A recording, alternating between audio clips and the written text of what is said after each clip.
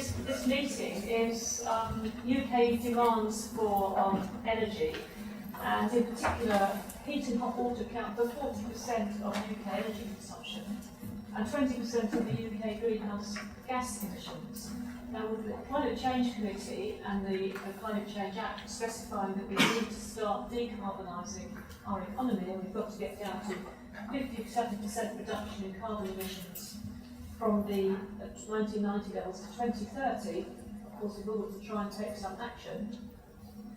And the Climate Change Committee says that we need to eliminate the heat and hot water GHG emissions to zero by 2050. So how are we going to do this?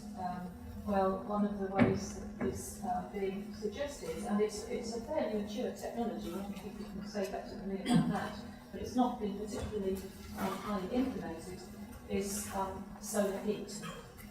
So the Grantham Institute has sponsored this briefing paper, which I think you've all got copies of.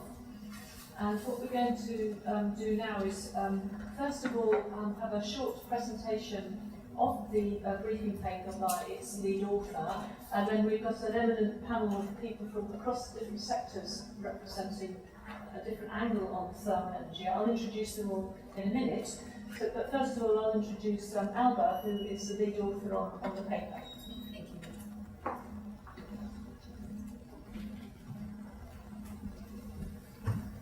Hi, good evening everyone, and thank you for being here today.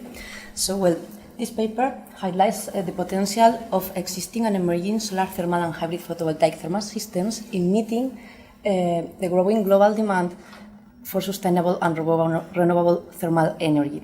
So this paper also outlines the opportunities and barriers for the solar thermal technology and offers a vision for the future of the solar thermal systems.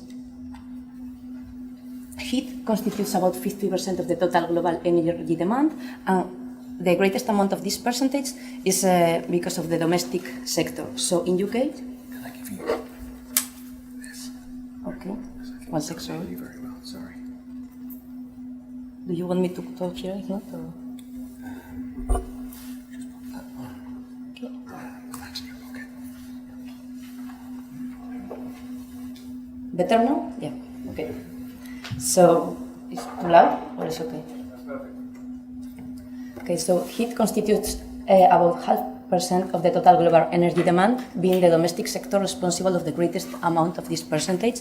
So, in the UK, for example, the domestic sector accounts for 53% of the total energy demand, nearly 2/3 of which is used for space heating.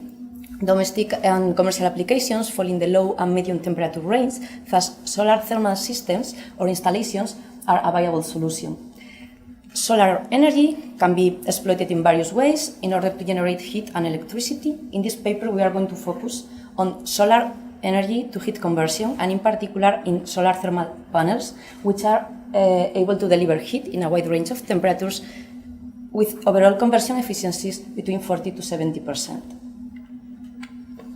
The International Energy Agency, in their Energy Technology Perspectives report, shows that solar heat has the potential to cover more than 16% of the low-grade heat use in an energy mix scenario, which ensures that we don't have a rise in temperature more above 2 degrees Celsius by 2050. So this is translated in Europe to 45% growth of installed heat capacity, which sets a challenging target of 1 square meter of panel area per citizen by 2020 and 1.3 square meter by 2050.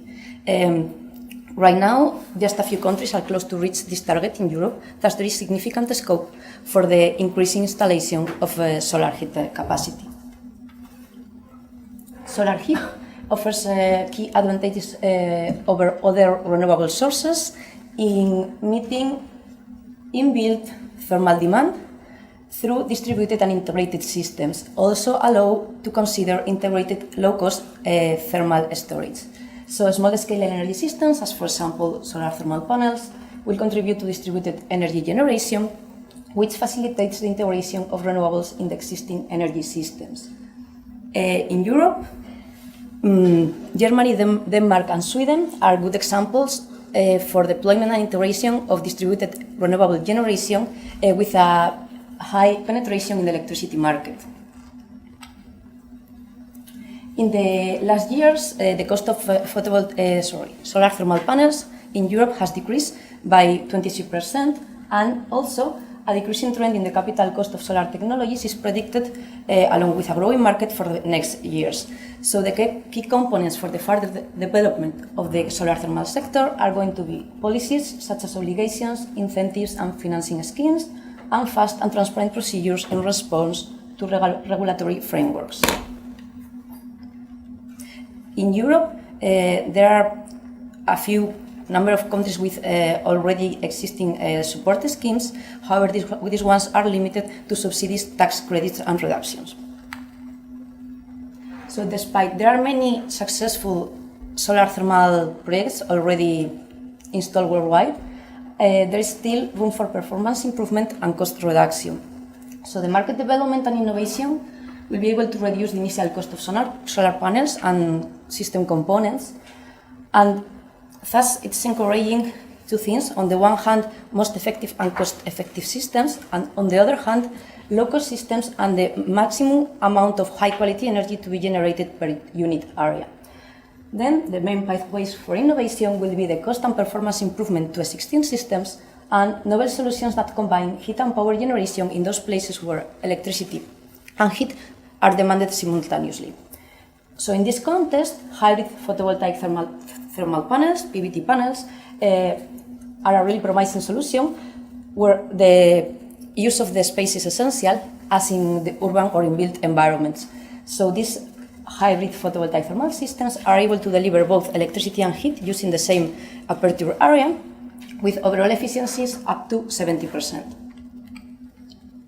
At Imperial College London, we conduct research in high-efficiency hybrid photovoltaic thermal panels.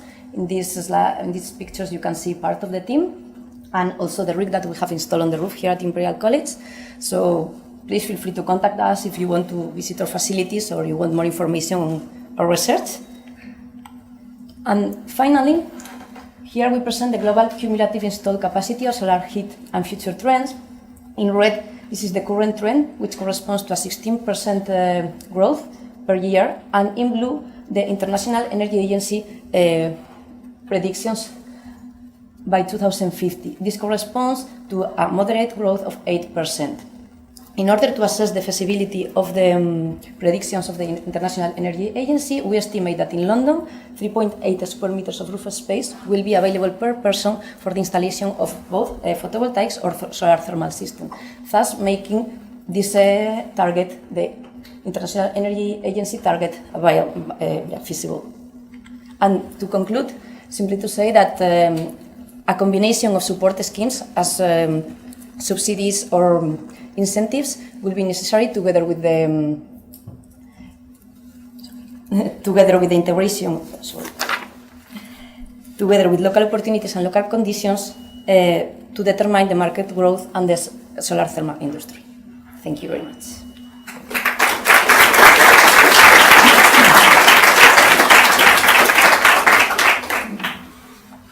Any quick questions for Alba now, or you can save them up till after we've had our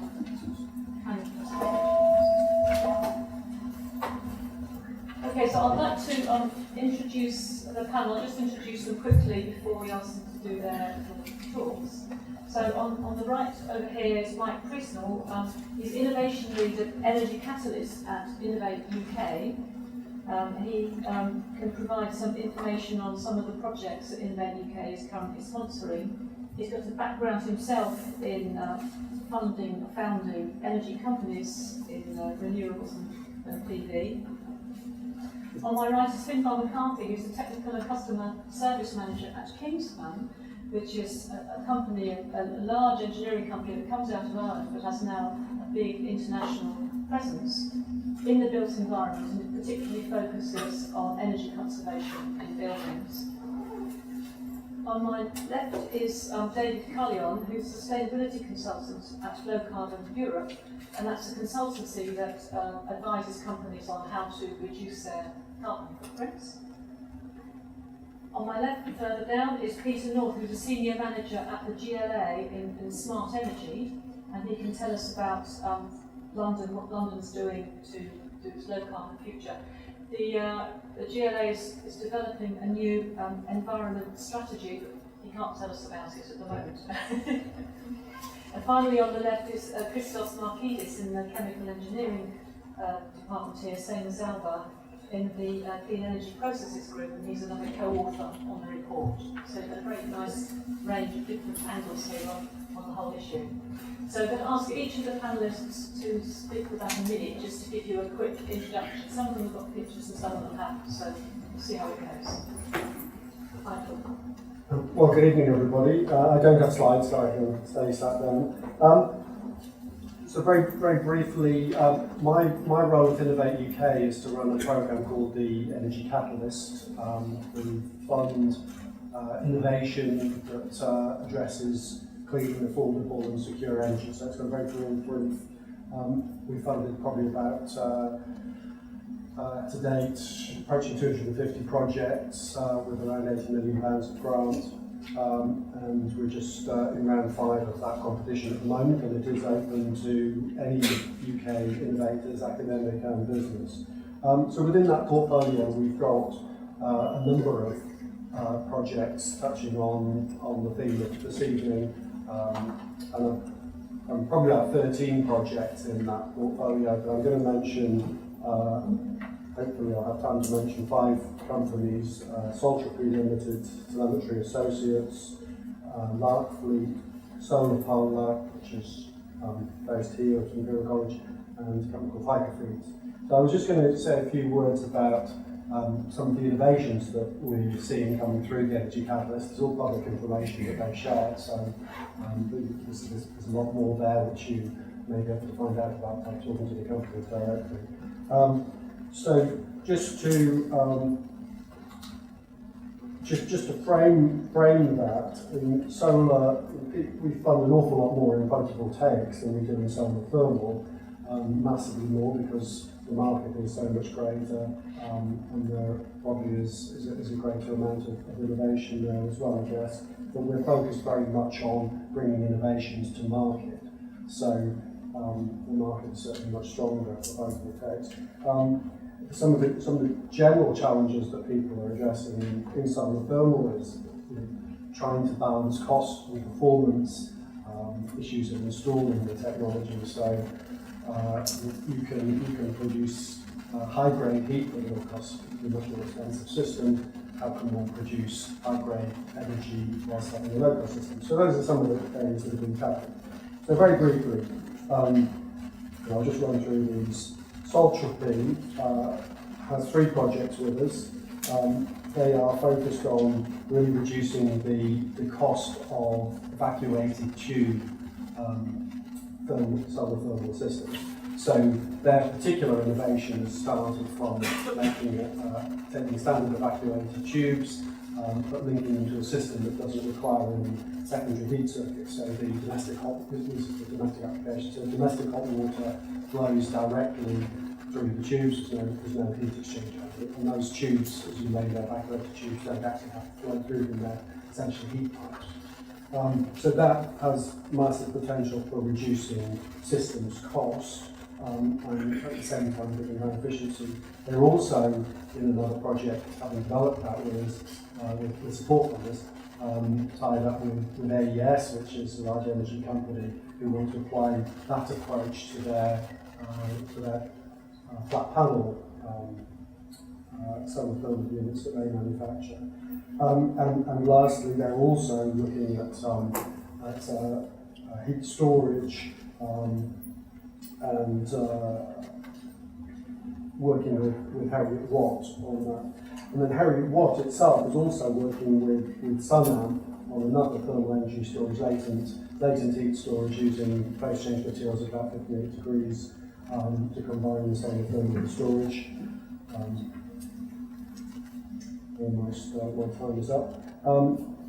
Telemetry Associates have a project, the Top Proofs project. This is I think it's the only PVT project we've got. They're combining a structural integrated panel, SIP, is it insulated panel, isn't it? SIP, yeah.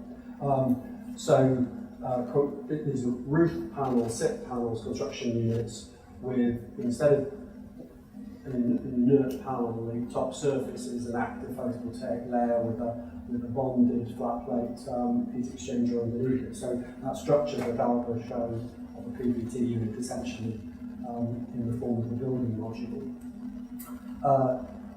Solar Polar, based here at Imperial College, is working on, so I don't have too many public details here, but they're working on a solar absorption cooling system for cold food chain and air conditioning applications, primarily targeting developing countries, as I understand.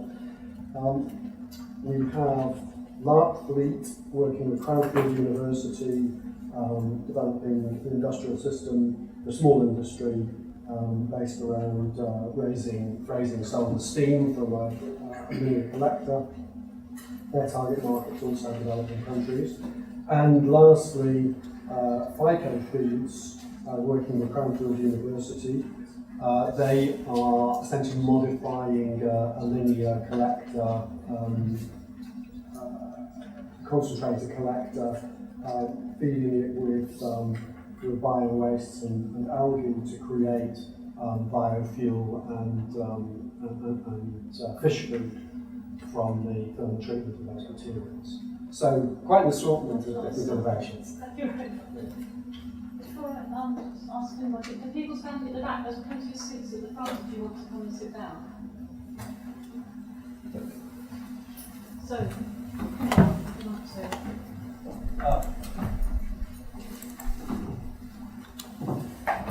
Hello, I'm Finbarr McCarthy from Kingspan Environmental. We manufacture electric tubes over our factory in Portland, and I suppose then also through Kingspan Energy we have a full PV solution that we provide also. I suppose want to thank the Grantham Institute for inviting us here to attend this talk. I think it's a very useful topic, and I want to thank everyone for taking their time out this evening to come and watch us perform for you. It's very much appreciated. It's great to see solar having so many interested parties in this day and age, to be honest. I suppose from a Kingspan perspective, Kingspan is a large building materials conglomerate at this stage, and I suppose we have 4 pillars of growth. They are scalability, globalization, innovation, and net zero. Sorry, this isn't on the slides, this is just a little kind of warm-up bit that has to be covered in all Kingspan speeches. And I think that this technology really does tick all boxes. It's scalable in that it can go. It's a new solution for many applications. It definitely has a global driver. It is quite innovative, and net zero is very, very keen on everyone. It's on everybody's lips at the moment in time. Kingspan itself has committed to be completely net zero in 2020. We're 65% of the way there after the tail end of last year, and every percent is going to be really, really difficult from now on. So it's in everyone's interest to work at it. I suppose my first slide is, if there's no work for me now, is I'm kind of saying, as being involved in solar thermal, we've found that all renewables, perhaps in the UK, have an over-reliance on incentives at this moment in time. We saw last year when the RHI was being gradually taken away, the solar thermal market collapsed, and the PV market, when the incentive was reducing it, the rates kind of fell back as well. So I suppose it's one of those things. It's great to have an incentive to start with, to start a business, to start an industry off, but at the same time, I suppose we have to be cognizant of the fact that the incentive has to serve development and serve the actual industry itself and the sector, rather than just be seen as the low-hanging fruit. And I think there has been a case of that to some extent in the UK. And I suppose one of the major things with the incentives that we have found is that complementary technologies have sometimes been seen as competitors. Like PV has been seen as a competitor to solar thermal, and there's some natural tie-ins there. We've done some very good projects in the Middle East where we have solar thermal supplying heat during the day, and then solar PV through battery power, providing the heat during the night cycle. It's about an 18-hour operation day in a mechanic factory. So there's lots of synergies like that, and I suppose just to touch on those synergy stuff that we're working on at the moment is in relation to the hybrid solar solution. We're kind of looking at it from the scenario of either the PV panel or having a solar thermal collection array and then having a bank of PV. So it will provide all the operation of the solar thermal, so you end up having a completely passive system in operation. We're also doing a lot of work with air source heat pumps, industrial chillers and refrigeration. We found that the air source heat pumps, we've got a lot of improved efficiencies in the testing field with the air source heat pumps, and then with refrigerant, we're actually going directly into a refrigeration line to improve the efficiency of the condenser, which means it takes the pressure off the compressor, and that's got a lot of initial testing going on. So we're kind of looking at alternative uses for solar thermal, because it seems to be very much just in the domestic hot water or hand washing sector at the moment. We've also done a lot of work in relation to ground source heat pumps and combined heat and power engines in relation to the base load is provided by the ground source heat pump or the CHP, and then the peaks handled by solar thermal. So it's a lot of, I suppose what we're looking at is we're just trying to get as many synergies as we can at this stage to work with solar thermal. Following on from that, I suppose it's the professional responsibility in relation to siting systems. I think the renewable sector probably has an element of work to do to remediate its reputation with some sectors in relation to ensuring that the right collector and the right panel is specified for each project. And we're very cognizant of that. In Kingspan, we were fully identified design service, and that's what we're working to ensure that the client gets what they need when they need it. And I suppose the last piece of the puzzle, I suppose, is it's great to have these technologies, but it's all about integration. How can we integrate the system and the solution to ensure that the customer gets what he wants? We're not really after selling products, we're after selling full solutions, which are for the full life cycle from design, build, and the operations. And we also, I suppose, there's also an element where it's be cognizant of what BREEAM and LEED and the Green Building Council are doing in relation to ensure that the technologies that are being developed are actually getting the credit to the points that they're warranted to, so that they're covering the renewable element, but they're also covering how they're decarbonising heat. And there's an element of work to be done there, and I suppose that comes into an element of lobbying as well. I suppose I find that the solar thermal industry is quite good at sitting back and bemoaning the good old days rather than being out there and actually being forceful and saying, this is a useful technology. It can provide a very useful solution to decarbonise heat. It's something that we should be proud of. Solar heat, solar PV and solar thermal, they're non-combustive and truly passive technology. And I think it's something that we should be talking about more and actually saying, if you look at the City of London, which there's air quality issues, like solar thermal, solar PV, surely it's a perfect match, in ensuring that you're ensuring the quality of the environment in real time.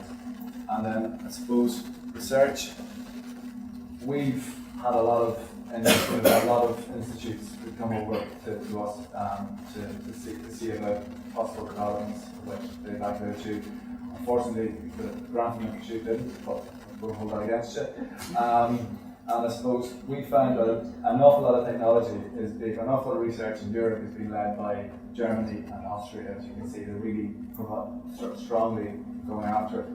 And I suppose we're getting a lot of interest from Australia. We had a delegation over from the Royal Melbourne Institute of Technology. They're looking at putting a high temperature collector in because there's a major issue in Australia with natural gas being used for process heat, and they really want to decarbonise that. So they're spending, I think, 13.5 million on this development project alone to get it over the line. I don't know if you saw, Canada have just signed an agreement with a large Chinese competitor in relation to ground source heat pumps effectively for district heating. So there's a lot of big projects that are going on there, and I suppose the question is, the question I'm asking is there an opportunity for the UK to actually lead the research into this as a post, I suppose, Brexit? Is there not, because America aren't going for it, is there something that we can actually do and lead and say this is something that we can go after, because it's a global resource and thought leadership is really required at this stage from what I can see. So that's me. Thank you. Very inspirational. I hope all you engineers here are going to be taking that advice. David.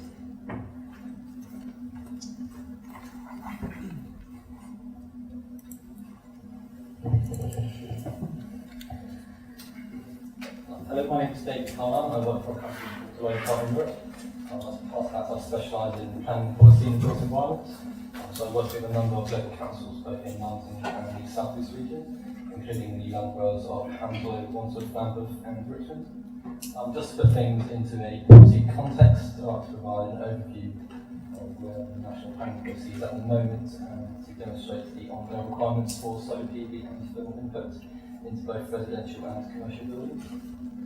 So just to set the scene on a national basis, we're currently governed primarily by the National Planning Policy Framework, which as part of that incorporates three key requirements of sustainability, including economic, social and environmental inputs.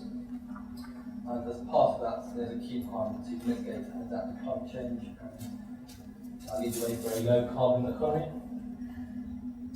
That key policy must then be reflected in local planning policies for local councils. And is ultimately a reflection of the Climate Change Act 2008 requirement for an 80% carbon reduction by 2050 against the 1991 baseline. So in terms of national policy and where we are now, back in October 2012, the Housing Standards Review was announced, being to nationalise the different standards being applied to new builds for residential development. So previously, energy efficiency standards differ from area to area. The Housing Standards Review sought to apply a national standard to that.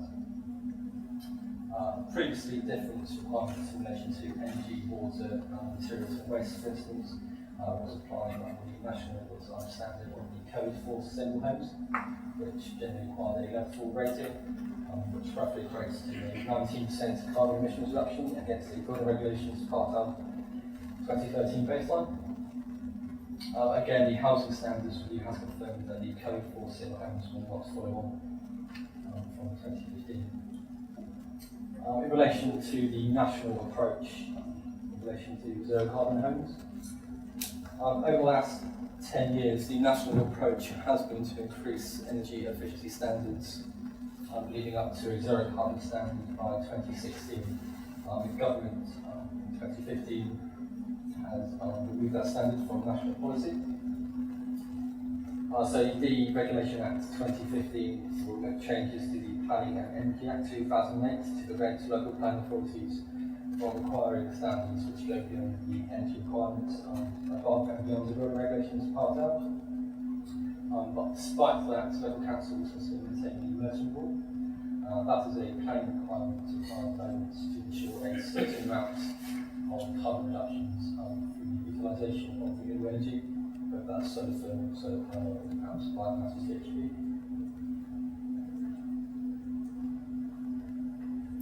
Despite the national change in planning policy for the zero carbon home standard, London, under the London Plan, is currently pursuing the zero carbon home standard approach, as confirmed in the Mayor's SPG of March 2016. So that will require major residential developments of 10 plus dwellings to achieve a zero carbon standard. In practice, that equates to an on-site reduction of 35% against the Building Regulations Part of 2013, with any remaining carbon emissions being offset through a financial contribution to the carbon offset fund. At the moment, the general approach to that is a carbon price of £60 per tonne. So that will then correct the shortfall times 30 years, which relates to the lifetime of the building. In relation to energy and sustainability statements, developers, when submitting for planning permission, must submit a detailed energy and sustainability statement, which as part of that they must address the energy hierarchy. That equates to be lean, which involves the incorporation of energy efficiency measures, be clean, which looks to incorporate CHP and decentralised heating, and for our purposes be green, which involves a detailed assessment of the feasibility of incorporating renewable technologies into the development.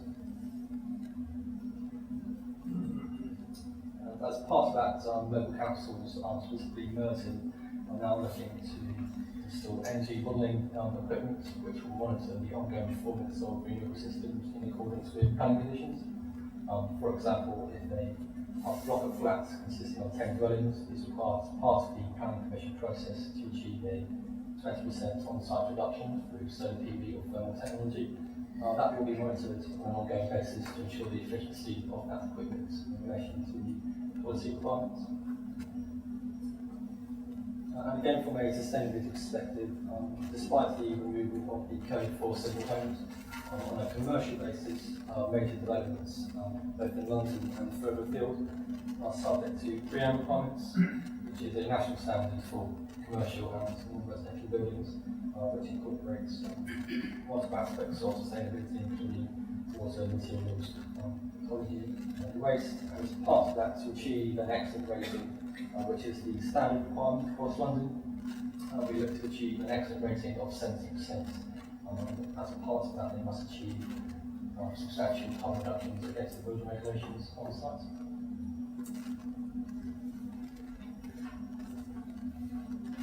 So from a planning and policy perspective, the most used technology from my experience, both major and minor residential developments, is the input of solar PV panels. Primarily, with London councils in particular, it is the most effective way to achieve carbon reductions as a result of limited space for other technologies such as air source heat pumps and ground source heat pumps. It's also compatible with other technologies, so large scale solar to incorporate solar PV and thermal with the use of CHP systems. And again, another reason for the widespread use of solar PV from a developer's perspective has been the ability to secure funds under the feed-in tariff for solar PV, and then the heat incentive, financial incentives for solar thermal. Just to summarise, as part of the planning process across London and further afield, developers are required to implement and assess the feasibility of installing possible low carbon energy efficiency technologies. To date, the most widespread example has been solar PV. Hopefully, in the long term, we'll look to incorporate the use of hybrid systems, but that's yet to take off. So, do you think the back what's this at the front? Peter. So there's no slides from myself, but what I'd like to talk about is the work I do within the GLA for the Mayor of London. My role is really about enabling and helping bringing about larger scale decentralised energy schemes to deliver the Mayor's targets for climate change. So as already been mentioned, there's the London Plan. That actually has teeth, and that requires, as already been described, new developments to meet the sort of energy hierarchy. But 80% of the buildings that will exist by 2050 have already been built, and therefore the retrofit type arrangements create far bigger challenge in terms of carbon reduction. The introduction here sort of highlighted heat as being one of the largest CO2 emitters within cities, greater than transport or the emissions related to electricity production. It was until recent years that London's been particularly addressing this, both through the London Plan, but also through energy efficiency programmes. And the work that I do around decarbonising London's energy supply. So I work very closely with policy officers. I'm an engineer, so I provide sort of leadership in coordination in regard to developing larger scale schemes, the type that the private sector won't get involved with because of high development costs and long-term uncertainty about revenue streams. And typically what I get involved with ends up looking like a district heating scheme. The energy production can be from a whole range of different technologies. Traditionally we see gas being used in gas engines. They themselves give rise to issues around harmful emissions, particularly NOx. London's in breach of its CO2 emissions, so gas-fired CHP2 gas engines, there's a bit of tension between us and the air quality team within the GLA. But also with the grid decarbonising at the rate it is, we've seen some quite remarkable changes this year, I think, in grid intensity. The CO2 benefits of gas-fired CHP are beginning to diminish. Several years ago we did some work looking at London's secondary heat resource, and that's the energy that's available in the environment, air, ground, water, but also the heat that's rejected from city undertakings, be it from commercial buildings, heat that's available in from, say, London Underground, etc. Sort of conclusion we came to is London actually produces enough waste heat to meet all its heat requirement, and I think that's a rule of thumb that is seen throughout Europe if you look at some of the EU reports. So we begin to think in terms of the role of heat pumps in being able to recover this low-grade heat and put a small amount of electricity in, put a small amount of work in to get it up to usable temperatures within buildings. And we begin to think more about how heat pumps, being electrically driven, begin to integrate with the local electricity system, but not only that, with as part of the national electricity system. So the concept of systems integration becomes quite important for us. Not only that, we begin to think about smart systems, because obviously demands and the availability of energy don't coincide at the same time. Energy storage becomes another important feature of our thinking around this, and that's brought together around smart controls. And being based in a sort of liberalised energy market, clearly how do we get the signals for systems to work properly? I think that's predominantly going to be through sort of new electricity tariffs. So we had a new mayor last May. Steve Khan was elected. His manifesto committed London to rather an ambitious target of being zero carbon by 2050. There's a range of measures that he sets out there. Solar energy was one of those measures. I've never looked at solar in particular, because as we already explained, the London plan gets a certain amount of PV installed, but it only ever represented about 2% of energies of London's energy supply. There's a lot of constraints and issues about installing PV and getting it to work effectively with a lot of high-rise shading and the incorrect orientation of panels themselves.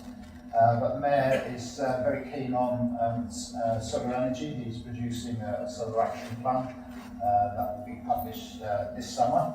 And within that he'll set targets and programs of work to try and bring forward more solar. So I think this technology has got quite an interesting potential within London. It would be great to work with Imperial, the likes of Kingspan, money from Innovate UK, no doubt, to try and configure sort of projects that help show leadership in this area. One of the other drawbacks from PV in particular is obviously the reduction of the feed-in tariffs, and we also have a project we call License Line. We're very aware of exported electricity from decentralised energy, CHP, only attracting wholesale electricity prices. So the regulator, I think back in 2010, was minded to try and encourage small generators to come forward and acquire a junior electricity supply licence, so they could supply their electricity over local distribution network at a lot more affordable cost than the requirements if you're a full electricity supply licence holder. So the Mayor's been working on this project for several years now. We are probably in this, next few weeks, month or so, looking to get a mayoral decision to move the project forward into its operational phase. We have a framework of generators that we will call off and offer to buy power from. We will be selling that power initially to the GLA group, but initially Transport for London. What we're aiming to do is demonstrate that we can operate this junior licence at a London level and give a far higher price for the electricity generated than they would otherwise get through the wholesale market. I'm very keen that the projects we try and develop and deliver are based on our subsidy-free. We think this is the right direction to go on. It's a far more sustainable business case.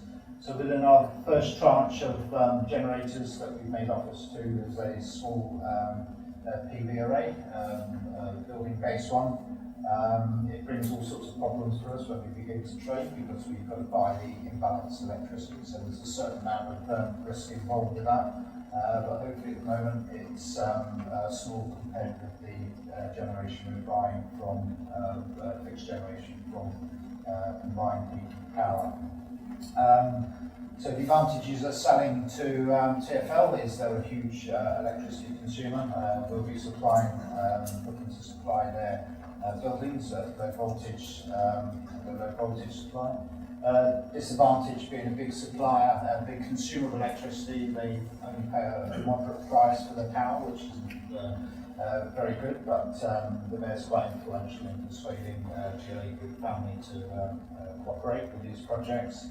But we would have a further ambition to look for more higher paying consumers within the GLA Group.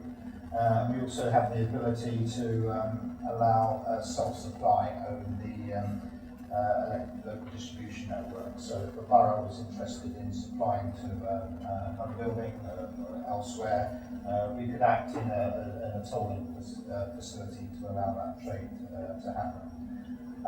So that really, I guess, concludes some of the work that we're doing. Quite happy to answer some questions. But we do have the new environment strategy that's completed its drafting. It's been several months with a lot of work by policy officers and people like myself. It's currently at the Mayor's office. There's a chapter in there, chapter 6 at the moment, which is about climate change and litigation and energy. It begins to move forward the current strategy agenda, really orientated around the 2050 target. And in that, you may see more work about moving to using local energy resource and the principles of integrated energy system. And that London will really have to work with national policy. Much of the renewables really coming from outside London in the way of offshore wind, for example. So I can't tell you any more about it, but hopefully this summer, and I could say summer 2017, I think it'll be quite accurate in mentioning that. It's when the consultation document comes out, so we'd be very interested to hear from yourselves about what we set out in there and some of the questions that we ask. It's your chance to influence what the strategy, ongoing strategy for London could look like. Thanks very much, very exciting potential. Christos, do you want to say anything? Or Yes, a couple of things. So hi everyone, thanks for coming. My name is Christos Markides. I work in chemical engineering. I wanted to actually give you some background on the briefing paper because I've represented the content, but I wanted to give you the context. So this is a project, and some of the authors are here. Alex, Diego, there's a long list of authors here. I'd like to think we have the longest list of authors or briefing papers, but I'm not sure. This briefing paper is one of the outputs of a relatively large EPSRC fund project that we have. The PI on the project is also here. I might introduce you later. Dr. Ethan Stokes from the Department of Physics. We also have two companies on this project, very innovative UK companies. One was mentioned before, Solar Polar actually. One of, I think I saw Robert Edwards walking over here. Solar Polar is with us. The other company is Naked Energy. The gentlemen are also in the room, so this is the other small company that we have on the project. And we've been working with these companies to develop hybrid photovoltaic systems. This briefing paper was an effort for us to put hybrid PV and solar thermal in general on the map. So I have two things that I would like to leave this room with personally. The first thing I'd like to leave this room with is safely the knowledge that we understand that solar and PV are not the same thing, that there are other things that we can be doing for solar energy, and I hope to convince you that that's the case. Not just thermal, there are other things as well, but let's stick with that. And as a testament to how important that is, and the gentlemen on the panel have mentioned that in the UK PV is very important, it's a much larger market, and this is true. This is actually not the same situation globally. Globally, the solar thermal market is much bigger by about 4 or 5 times what PV is. Now this is something very special to do with the UK, and we can discuss the reasons why. Personally, I believe, and we've had a very brief discussion with the gentleman from Kingspan about very significant incentives that were given to PV, which is a good thing, which accelerated the uptake of PV technology, while solar thermal remains at levels at a factor of 10 smaller than any other European. So I would like to draw your attention to figure 3 in this briefing paper. So something like 10 times less than Ireland per capita, 20 times less than Germany, Denmark, 10 times less than Sweden. So something interesting for us to think about. The second thing I would like to point out, or maybe sort of just sowing seeds for discussion, is yes, if you do accept that there is more than solar to electricity, if you do accept that there's solar to heat, then somewhere in there there's a role for technologies that hybridize the two things. So can we speak about intelligent ways of generating both electrical and thermal outputs from the same area? Now this is important, and it's even more important when you have constrained areas and you do not have, let's say, the space to install both photovoltaic panels and solar thermal panels. So I'd like to leave you there with this kind of, let's say, background and context. Thank you very much. Thanks very much. So now I'd like to take some questions. So people with microphones, very much. When you ask a question, please could you just say who you are and your association. Right, for a good start. In the middle there. Thank you. My name is Vincent Morales. I'm a master's student at Imperial and also intern at the National Audit Office. There is support in the UK for solar thermal through the renewable heat incentive. Finbarr, you mentioned it earlier. What do you think about this scheme? Is it supporting solar thermal well? And yeah, what's your general opinion about it? Thank you. Okay, well, to be honest, I was involved in the retaining of the RHI for solar thermal last year. Was part of a contingent that met with DEC at the time to ensure that it stayed in. I think all incentives have a place. I think it's very important for new technologies to be given a boost to get on their feet.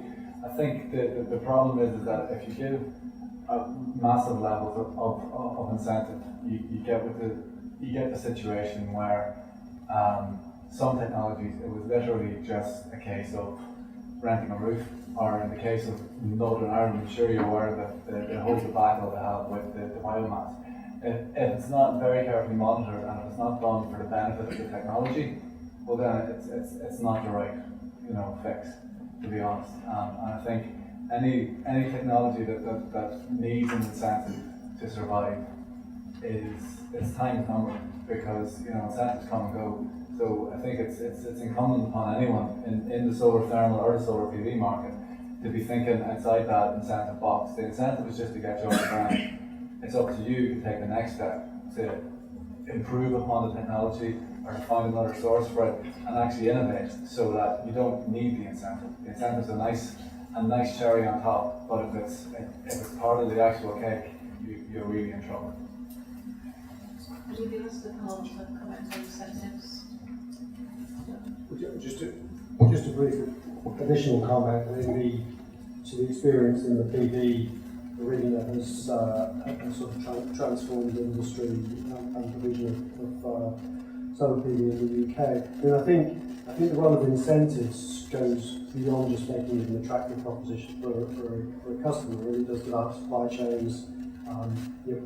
If we hadn't had incentives for PV in the UK, PV costs would still have come down globally, but we wouldn't have highly experienced installers in the UK in a competitive market, and the cost reduction. We still have a lot of arbitrage between low-cost PV purchased externally and what it's installed for here. And I don't know enough about the solar thermal market, but I assume that the costs of installing solar thermal proportionate to the costs of, say, evacuated tubes manufactured in China at very low cost is much greater than the cost of solar PV modules manufactured at very low cost in China and installed in the UK.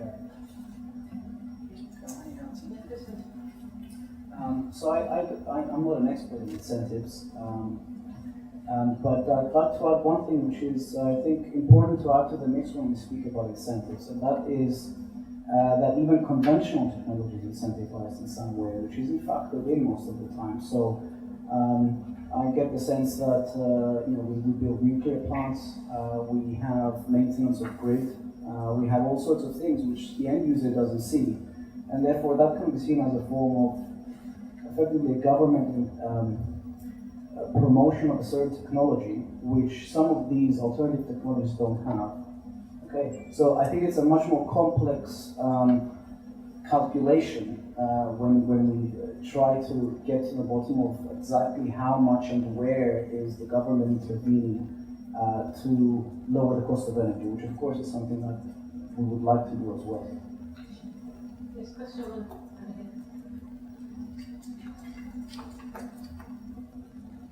My name's Philip Sargent. I was in the DEC for days and I helped design the incentives for the domestic renewable heat incentive. I was one of the engineers on the team. My question is for Peter North. You mentioned that a large proportion of the buildings in 2050 are those that exist already. I wondered if we care to comment on the fact that we know that retrofit for solar thermal is effectively twice as expensive as new build solar thermal, and how that comes into your plan.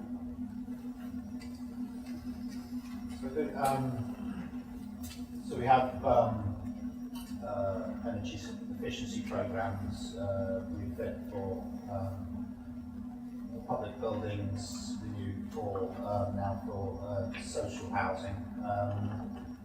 So there are measures that are carried out. We have frameworks of consultants that, sorry, not frameworks of contractors. So we have our programs have a project management office of consultants who can do assessments of buildings and determine the measures that would best bring about the CO2 reduction. So it's principally for the mayor, it's about CO2 reduction at this moment in time. So it has to be done economically as possible, and there are measures there. I don't believe they're necessarily specific around solar thermal as such. If it's an economic measure, it will get installed. Typically, the insulation measures, LED lighting, better controls are the ones that we sort of typically see come forward. So, on that sort of approach, the technology has to fight for its own place in these retrofit measures. So I think the Solar Action Plan is really something that comes forward that tries to override that in some way. The license site project that I mentioned is really trying to give better access to higher value electricity. So we don't support it as such. It's on the list of measures from least expensive going down the list. And that's where it sits at this moment in time.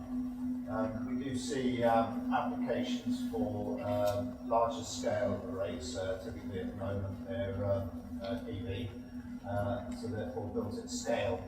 Is there a role? We've never had the chance to examine the role of solar thermal at large scale. Obviously quite constrained in space. But on the fringes of London and to the east of London as well, there are sort of areas of derelict land or unused land that can lend itself to larger scale type systems. So I can't answer your question directly. It's down to the sort of economics of it all. Obviously, incentive schemes are quite beneficial, but not necessarily such a sustainable business model. Any comments on the technology of retrofit? Just in relation to retrofit and refurbishment developments, councils do generally look to see a direct improvement of the carbon footprint with the refurbished building against the based on the existing building. So as part of that, applicants do generally seek to apply renewable energy where possible. The majority of that would generally be the 50% per year. As we stand. Any more questions? Yes. Graham Hughes from Imperial College. My question is perhaps picks up a little on the rebate question. And so one of today's announcements was that in recognising the fact that electricity storage has a wider collective good and that the market would be reformed over the next few decades, I wondered if you might care to comment, perhaps that's panel-wide, on whether there's a similar role for that in the thermal heat market.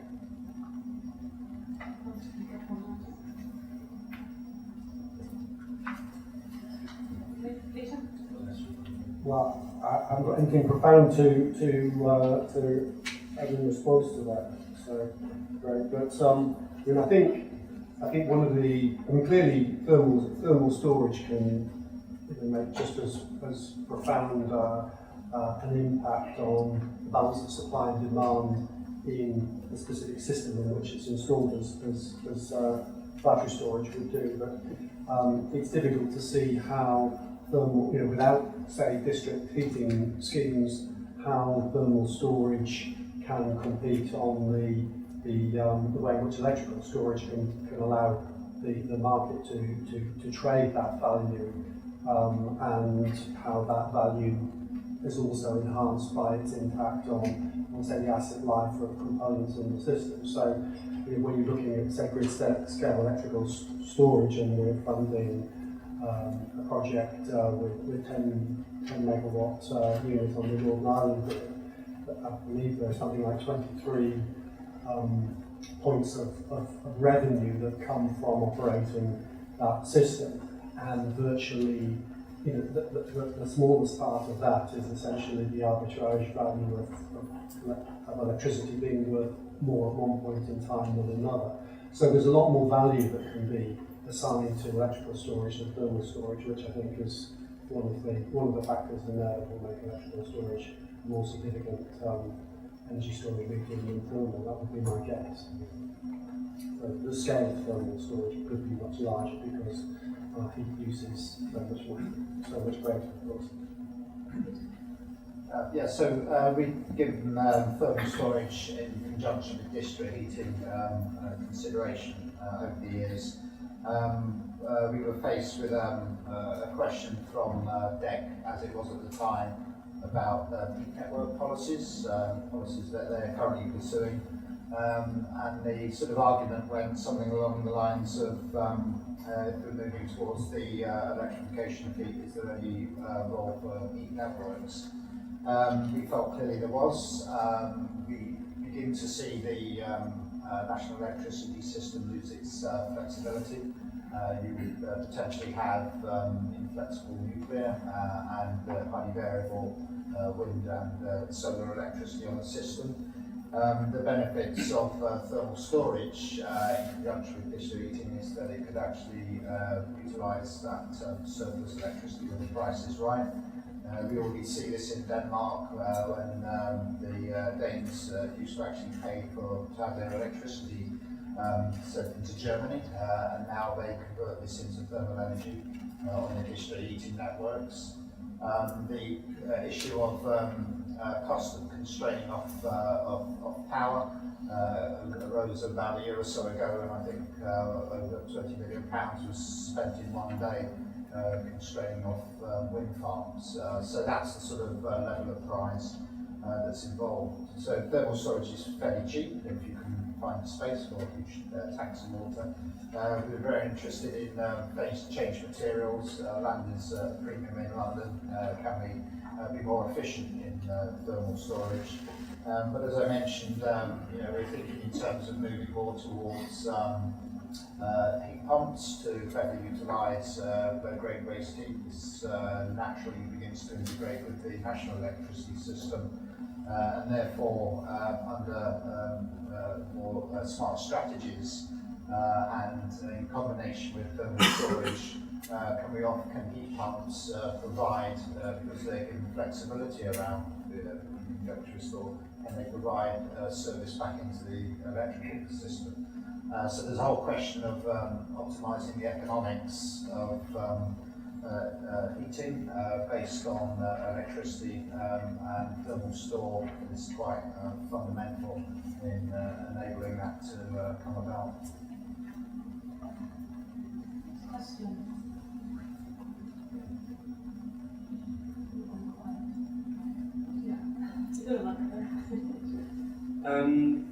Is the prospect to have large-scale renewable heat incompatible with the desire to electrify heat?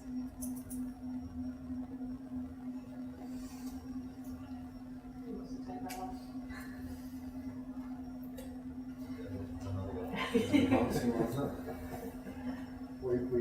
We discussed that one earlier before the meeting, actually.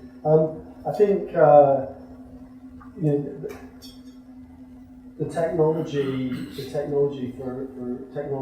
that are there for decarbonisation of heat are perhaps more limited and more difficult to implement than the electrification of heat. I think that's fair to say. However, the scale of heat compared to UK heat demand, national heat demand, international heat demand compared to electricity is it's several times greater. So whether one can, whether it's better to make those investments in new generation capacity and address it that way, or to decarbonise gas and fossil fuels is debatable. I think that the key bit of technology in there is really carbon capture and storage. If you're going to look at how you're going to decarbonise, say, the supply of heat via gas, and it's not entirely clear. We've been working on that technology option for a very long time, and it's really a business and lack of business driver that is a problem for implementing that. If one moves to a scenario where there's greater and greater decentralisation of energy right down to the household, and there's a stronger demand for self-generation of energy, one might imagine that people will take self-generation of heat much more seriously, and when they're looking at that, then solar becomes perhaps very attractive to the directly to the end user, that will drive growth there in a way that it wouldn't otherwise without that decentralisation. So I'd just like to take you to task over the term renewable heat. I think it's very narrow and potentially misleading when we're thinking about policies and initiatives. I've always tried to use the term low to zero carbon. Part of that suite of measures is renewable heat, so it fits within that larger range of approaches. I mentioned the report we did on secondary heat. We throw away a lot of heat, and the point, the principle here is we're trying to heat buildings to 21 degrees C. We seem to be obsessed with using very high quality fuels in doing that. Those fuels could be used a lot more usefully in other things before we end up heating our buildings. For me, it's really about using energy effectively, some principles of industrial ecology and sustainability, which does require planning. You can recycle heat out of one application and finally into a building before it drops off into the universe as heat loss. So importantly, I try and introduce this term, the effective use of energy, meaning getting as much quality out of it in very sort of simple terms before its end use in a low quality application such as building heating. So I wouldn't like to see a lot of effort going into specifically the term renewable heat. We need a lot more broader thinking and approach and design to systems where renewable heat is one of those options that's within that. So we need to be a little bit more broader in our thinking and our design of systems.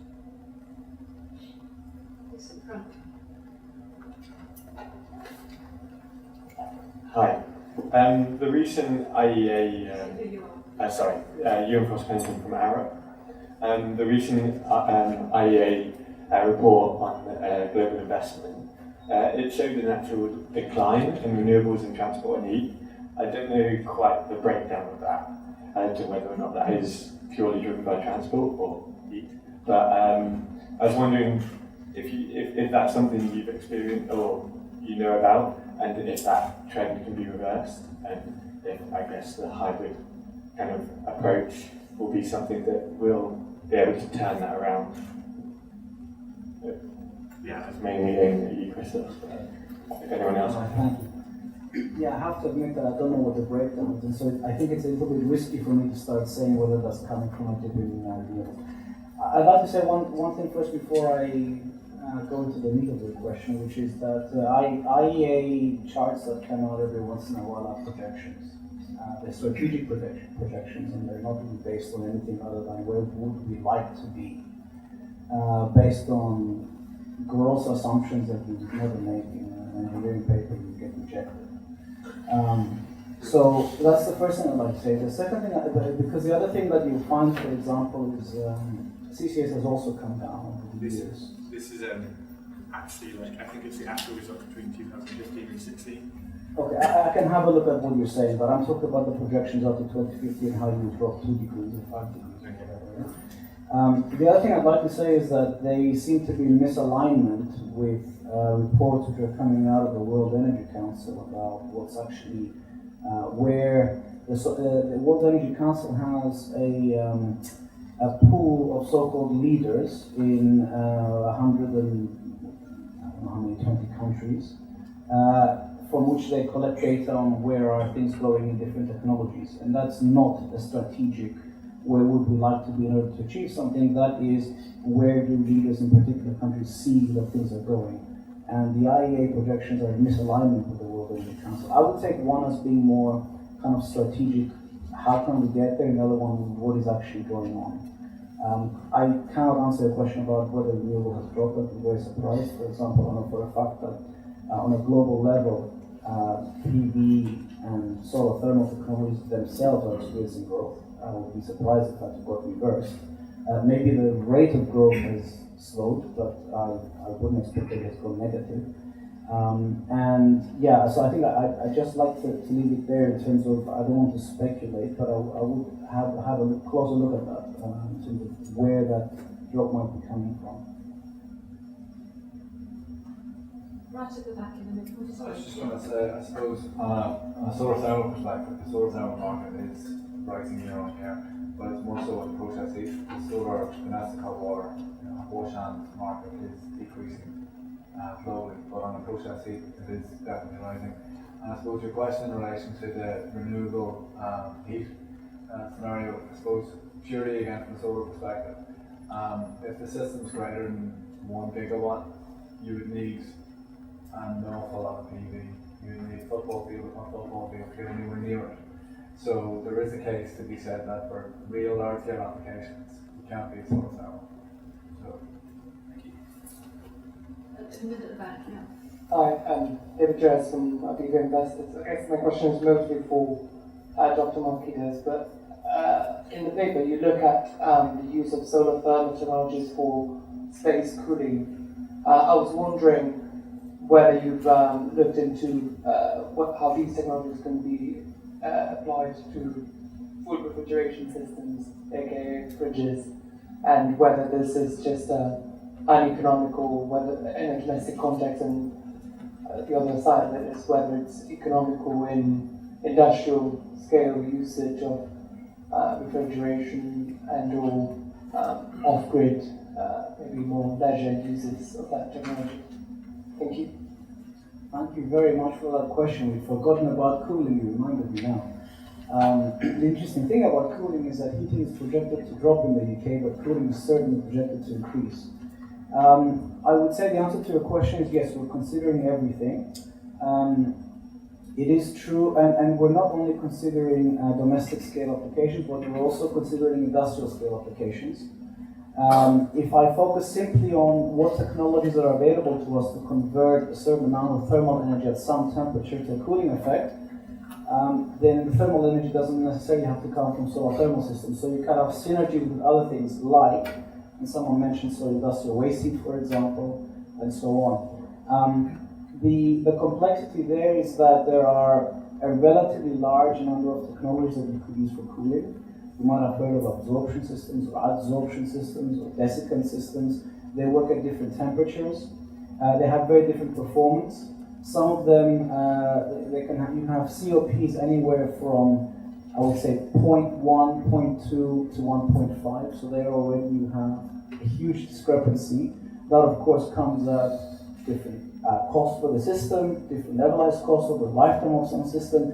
So I think the answer to that is quite complicated, but a generic answer to your question is yes, all of these options are of extreme interest to us. And I think the last point that I would like to say in terms of, okay, what are we looking at from a technology development point of view is that a lot of the, let's call them thermal cooling technologies are very scale dependent. So you'll find absorption systems, for example, available commercially on the market, but they tend to be relatively large systems, which are much more suited to industrial applications, commercial applications, than they are to something like a domestic application. Of course, I have to then point out that there is one technology that I know about, and he's sitting right over there, solar polar. This is a project funded by Innovate UK, which was mentioned before. They're looking at much smaller systems. Again, there are challenges, performance, cost, whether the temperatures that output from the collector match the temperature that is desirable by the technology. All those questions that I mentioned that we need to overcome, but in principle, yes, you can do even that. I don't know if that answers your question.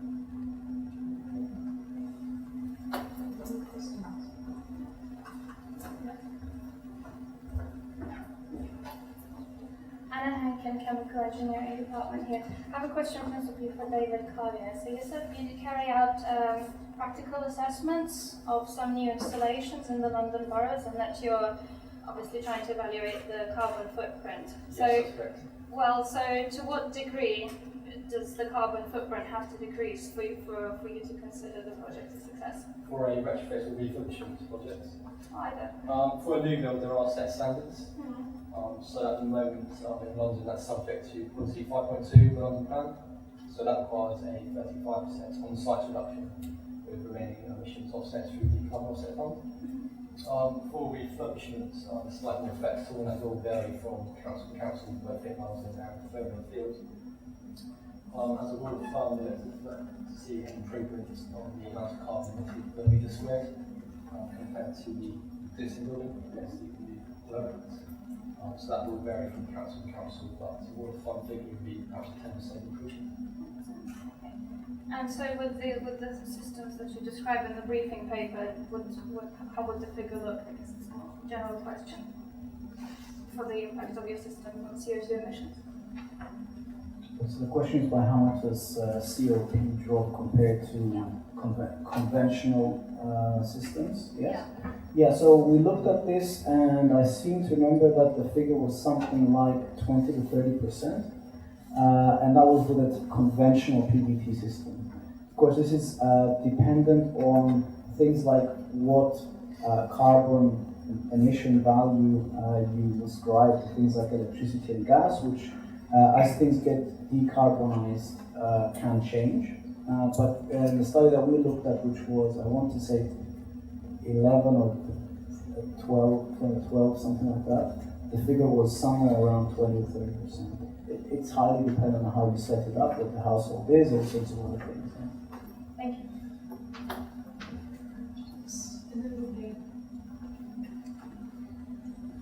Thank you. My name is Christos Williams. I'm the Managing Director of a company called Naked Energy. Our product flashed up earlier on with Alba's presentation. We've developed a unique hybrid solar collector based on vacuum tube technology. Very high energy density, so more energy, less space at less cost is our focus in the commercial sector, high heat use. The Achilles heel of solar thermal is it produces a lot of most of its energy in the summer when there's less requirement for it. So I'm glad it was raised earlier on about storage and also solar cooling. I think solar cooling is a huge growth opportunity for solar thermal to unlock, particularly when you think that half the world's energy is for heating and cooling our buildings. But also solar thermal storage, and a question for Peter North at the GLA. There are cities in Europe, for example, Graz in Austria, they want to get 30% of their total heating load from large-scale solar thermal. It's going to be a 400 megawatt interseasonal project. Low-grade heat, it's 20 degrees up to 60, 75 degrees C's. Very ambitious, but it's a 280 million euro project. And then 12 other cities in the block in that area are going to be following suit. This is work in the pipeline. Do you think the Mayor of London would like to dream big or think along those lines and could open up a very big solar thermal opportunity as well?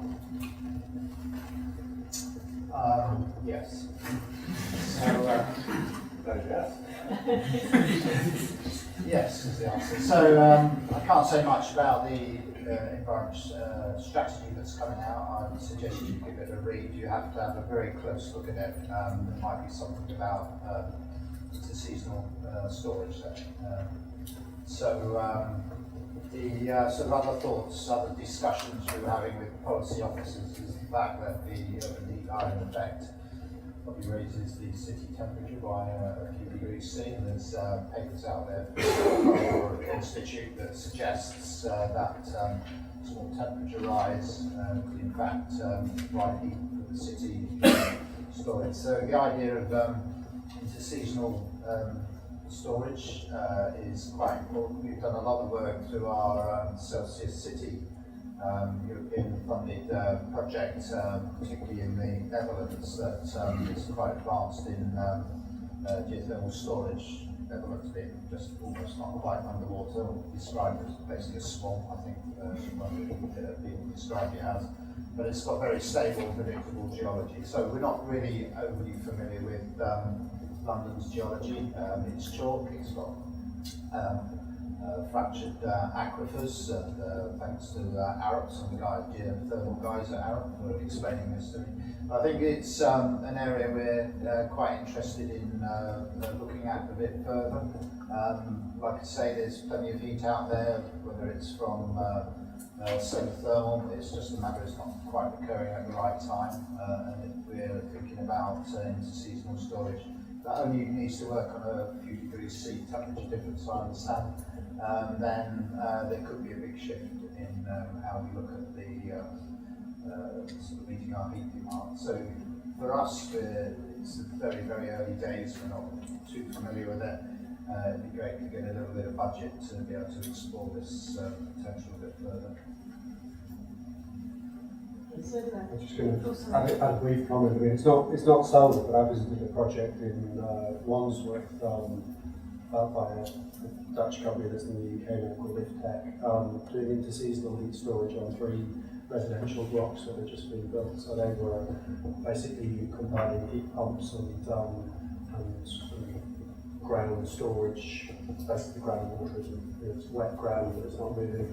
And within the confines of the site, they're able to dump all of the summer excess heat into one area and pull up cooling from another area and then switch that around for the winter. So those kinds of projects are going on and they're fully commercial.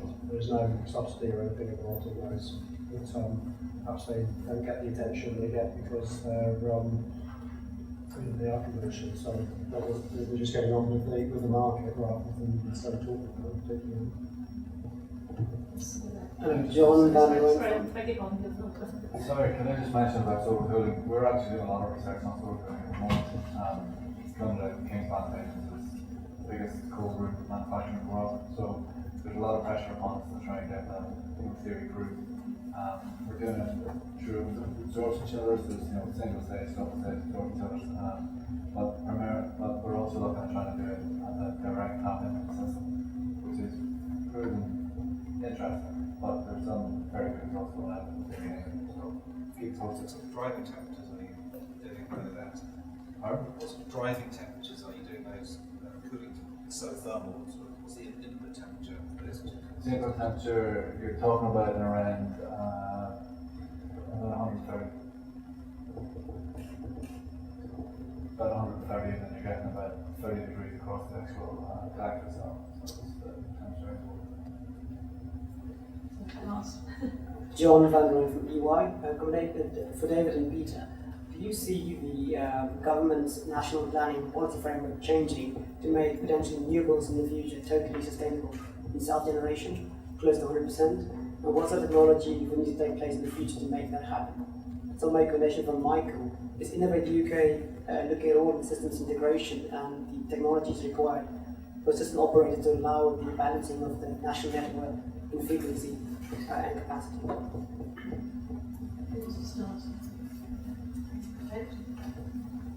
I think from a policy perspective, at the moment, the current situation with the government following Brexit and recent election, I'm not entirely sure of any changes to the national planning policy framework in regards to the energy changes. So as mentioned previously, we are looking to nationalise the energy efficiency standard for developments that won't apply to London, which will allow them to pursue the zero carbon home standard. So in terms of the further improvements to energy requirements that can be set aside.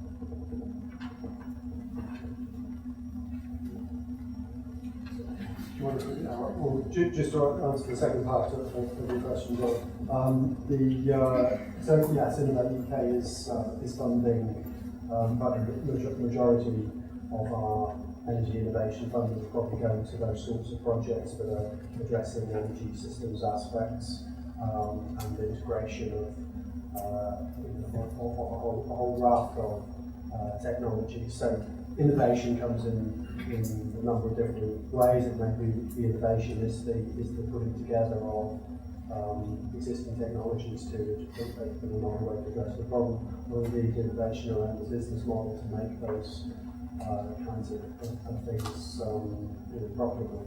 So short answer is yes, and a lot of that's going on.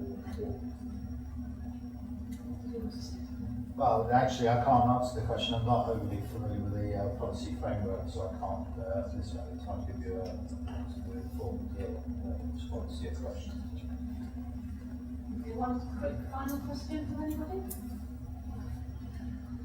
I should just finish up by asking the innovation side of things, and indeed the innovators in your audience here. What scope is there? Is there going to be some sort of disruptive, innovative change that we can hope will make solar thermal work for the benefit of all? He says yes. Well, no. I mean, one of the things that's evident in the innovations that we support, and there's a huge amount of innovation going on, is that an awful lot of, and particularly when it comes to these projects being assessed by independent assessors, we frequently see comments like, well, I heard this proposition 20 years ago. A lot of the technology is technology that we're very familiar with.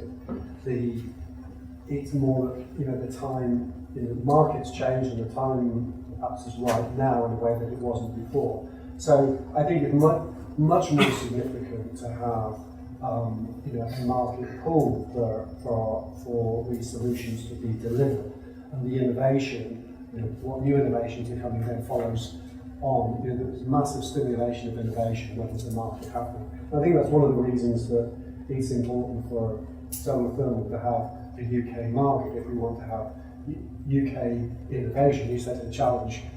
Can UK innovators address the market of the world? Well, I think that would only happen, realistically speaking, if there's a UK place for those innovators to start first, be it academic, research and development, or business innovators, because startup companies need to work with the markets that they're familiar with before they can go overseas. So that's a really important part of what makes for UK innovation being successful. Well, I'd just like to finish by saying thank you very much to all our panellists and to Alba for what's been a very interesting discussion, and I hope the way forward will be found. And just to say thank you to them, and there'll be drinks outside.